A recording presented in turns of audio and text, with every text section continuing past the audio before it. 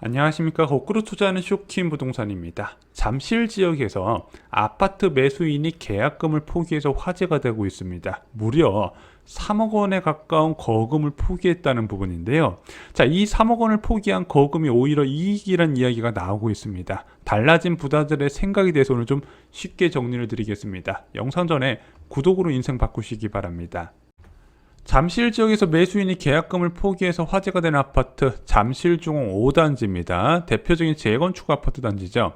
6월 24일 날 31억 8,500만 원의 전용 면적 82제곱미터가 거래가 됐습니다. 근데 일반적으로 계약을 하고 나서 한 2, 3개월 정도 잔금 일자를 두잖아요.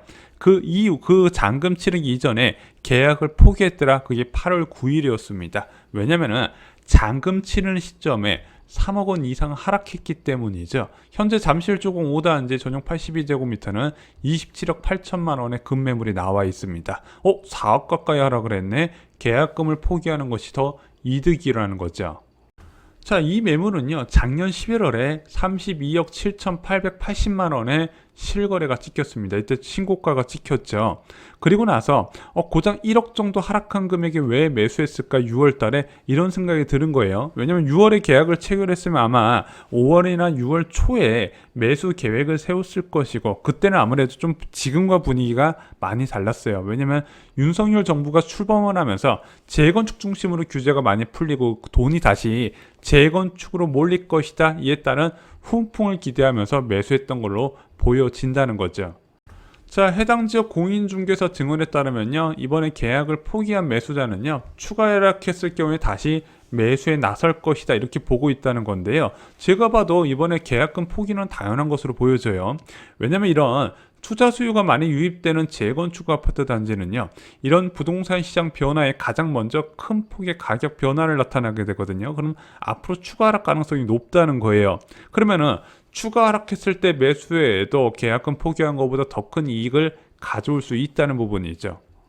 자, 그런데 이번 잠실중흥 5단지 계약 파기는 좀 중요한 의미가 있습니다. 오늘 그 부분에 대해서 좀 설명을 드리고자 합니다. 만약 시장에서 집값 상승이나 보합에 대한 기대감이 있었다면 이게 과연 계약 파기로 이어졌을까요? 조금이라도 있었다면 아마 계약 파기까지는 안 이어졌을 겁니다. 자, 그런데 대출도 안 되는 상품이잖아요. 그리고 얘는 토지거래 허가구로 묶여서 갭 투자도 안 된단 말이에요. 전세보증금을 활용한 레버리지 투자도 안 되는 아파트예요. 32억 원 오로지 내가 현금으로 가져와야 되는데 그 아파트를 매수한 부자가 시장 전망을 굉장히 안 좋게 본다는 뜻도 된다는 거예요. 자, 쇼킹 부동산이 예전부터 강조한 집값 하락의 조건이 있습니다. 집값은 하루아침에 하락하지 않는다 말씀을 드렸어요. 자, 지난 8년 동안 꾸준히 올라온 아파트가 어찌 하루아침에 하락 전환을 하겠습니까? 거래가 감소한 상태에서 1년 정도의 시간이 필요하다 말씀을 드렸죠. 그래서 거래가 감소한 상태에서 상승에 대한 기대감이 없어져 보합 또는 하락 추세가 이어진다면 그때 상승에 대한 기대감이 없기 때문에 하락으로 전환할 수 있는데, 여러분들 아시다시피 작년 8월 달에 첫 금리 인상 이후에 9월 달부터 거짓말처럼 거래가 뚝 떨어지게 됩니다. 서울 아파트 거래량이 3천 건 이하로 빠지기 시작을 하죠. 그것이 지금 1년 가까이 되어 왔습니다. 자, 이렇게 거래가 급감한 상황이 지속되고 매매 가격이 꾸준히 하락하면서 시장 참여자들이 생각하는 부동산 시장 가격 전망이 달라지기 시작을 한다는 겁니다. 근데 이것을 누가 가장 크게 느끼고 있을까요?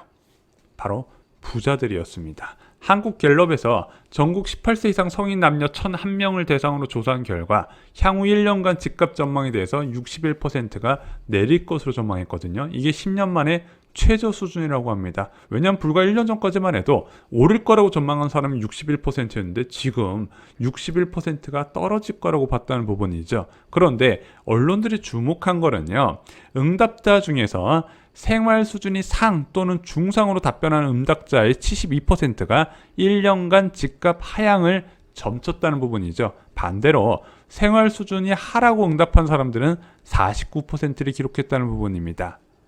자, 실제 여유가 있는 사람들이 집값 하락 가능성을 더 크게 본다는 게 이번 통계로서 나온 거예요. 자, 제가 볼 때는 두 가지 이유가 있다고 보여집니다. 자, 첫 번째는요, 과거 하락장에 대한 경험이에요. 자, 부동산 가격이 크게 하락한 건 제가 알기로는 세 번이에요. 1997년, 그리고 2008년 금융위기, 그리고 2012년, 2013년 대세 부동산 하락기죠. 자, 이때 강남 아파트를 비롯해서 수도권 전체적으로 40% 가까이 급락을 하게 됩니다. 예, 그래서 어느 정도 자산 있는 사람들은 이런 식의 부동산을 보유했던 경험이 있고, 부동산 시장은 흐름이 중요하고 하락장에서는 폭락이 온다는 것을 경험적으로 알고 있다는 거죠. 그래서 50대만 되어도요, 부동산 가격 급락에 대한 리스크는 충분히 인지해요. 40대 중후반만 돼도 아시죠? 아마 40대 초반도 그 시기에 부동산에 관심이 있었던 분들은 알고 계실 거예요. 자, 그러다 보니까 과거와 같은 상황이 똑같이 또 찾아왔구나. 그래서 향후 부동산 가격 전망이 어둡구나. 하지만 부동산 가격 하락을 경험해보지 못한 20대, 30대거든은 하락한 적을 본 적이 없고, 많은 전문가들이 계속 우상향할 수 있다고 말하기 때문에 아직까지 하락에 대한 믿음이 안 온 사람들이 꽤 있다는 겁니다. 그런 차이가 있지 않나 이렇게 보고 있다는 거죠. 자, 두 번째는요, 본인 자산에 대한 하락세 확인을 자산가들이 더 많이 할 수밖에 없다는 거죠. 솔직히 지금 투자한 것 중에서 손해 안 본 것이 없을 거예요. 왜냐면은 작년하고 재작년에 워낙 투자 붐이 불었는데, 그거 지금까지 보유한 사람 중에서 이익 본 사람 거의 없다는 거죠. 코주부 순서대로 떨어지고 있는데, 코인, 주식, 부동산, 지금 부동산 차례가 됐다는 겁니다. 그런데 이런 본인 자산에 대한 하락세, 아무래도 자산이 적은 사람들은 체감도가 다를 수밖에 없어요. 내 자산 갖고 있는 사람도 떨어지는 게 툭툭 보이다 보니까 아무래도 향후 부정적으로 자산 시장을 볼 수밖에 없다는 거죠. 자, 근데 이런 생각이 들어요. 야, 봐봐. 생활 수준이 하라고 응답한 사람들 절반 정도밖에 집값 하락을 전망하지 않았어. 그러면 나머지 절반은 좀 긍정적으로 본다는 얘기잖아. 그 사람들이 사주면 안 돼? 그런데 이게 지금 쉽지가 않은 게, 이 사람들은요, 아무래도 모아놓은 자산이 적기 때문에 주택을 구입할 때 대출에 의존을 해야 돼요. 그런데 현재 대출 금리는 접근을 막는 수준이거든요. 그럼 저소득층은 아무래도 중저가 주택을 살 것이고, 중저가 주택은 주로 정책 모기지 상품을 많이 이용하는데, 지금 가장 대표적인 모기지 그 보금자리론 보잖아요. 20년, 30년 만기 같은 경우는 3.3에서 3.4% 고정금리가 적용됩니다. 아직도 많은 사람들이 집 사면요, 2%대, 3% 대출금리가 당연한 줄 아는데 4%, 4.3, 4.4 제시하면요, 못 사요.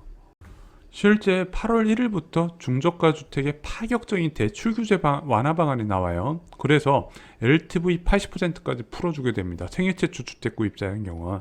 그러면은 중저가 매수 주택은 아무래도 생애 최초 주택 구입자가 사기 때문에 대출은 충분히 해주거든요. 그런데 경기도 8월 아파트 거래량이 8월 29일 기준으로 1108건밖에 안 됩니다. 아직 등록 가능 기간이 한 달 조금 더 남았지만, 과거 사례를 비교할 때 이 정도면요, 통계 작성 이후에 가장 낮은 수준이에요. 그래서 이렇게 낮은 거래량이 지속되는 게 뭐냐? 중저가 아파트를 저소득층이 사질 못하고 있다는 게 여기서 나타나고 있다는 겁니다.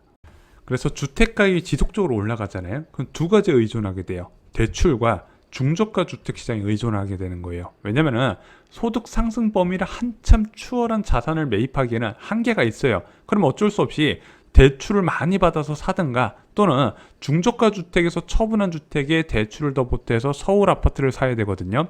이 두 가지 요소가 굉장히 중요합니다. 근데 현재 DSR 강화되면서 한도 자체가 많이 축소가 됐어요. 서울 아파트 시장 같은 경우는. 또한 대출 금리 상승에 수요도 줄어들 수밖에 없다는 부분이죠. 한도도 줄어들고 금리도 올랐단 말이에요. 서울 아파트 기준으로. 게다가 서울 아파트에 살 수 있게 자금력이 되어줘야 되는 중저가 아파트 시장까지 초토화가 돼 있다 보니까 현재 하락은 이런 요소가 복합적으로 작용했다. 그런 것을 부자들이 더 많이 알고 있다는 겁니다. 자, 이미 고점 대비 20% 하락한 단지들이 속출하고 있습니다. 자, 8월 돼서 최고가 대비 20% 하락, 잠실적도 많이 늘어나고 있죠. 자, 이게 중대한 변화가 언제 일어났다? 7월 13일 날 빅스텝 단행 이후에 확실하게 시장이 바뀌었어요. 빅스텝 전에는요, 고점 대비 10% 하락했으면 많이 하락한 건데, 그 이후에 빅스텝 이후에 시장 침체가 가속되다 보니까 20% 하락도 굉장히 많아졌다는 거죠. 문제는 올해 남은 금통위에서 두 차례 추가 금리 인상할 가능성이 있어요. 연말에 금리가 3%가 된다는 거죠. 제가 볼 때는 내년부터 30% 하락 단지들도 20% 하락 단지들처럼 속출할 것으로 보여집니다. 자, 이런 상황에서 무주택자한테 최고의 기회가 옵니다. 바로 대폭락에서도 살아남는 분양가 상한제 주택 분양이 연말과 내년 초부터 쏟아진다는 부분이죠. 이와 관련된 공급 정보와 당첨 꿀팁 쇼킹 부동산 투청약 가보에 총정리해 두었습니다. 이런 아파트요, 평상시에 여러분들 당첨 안 돼요. 지금 같은 부동산 하락기에 당첨될 수 있다는 부분이죠. 준비하시고 기회를 잡으시기 바랍니다. 이상으로 영상 마치겠습니다. 좋아요, 구독, 공유 꼭 부탁드립니다. 감사합니다.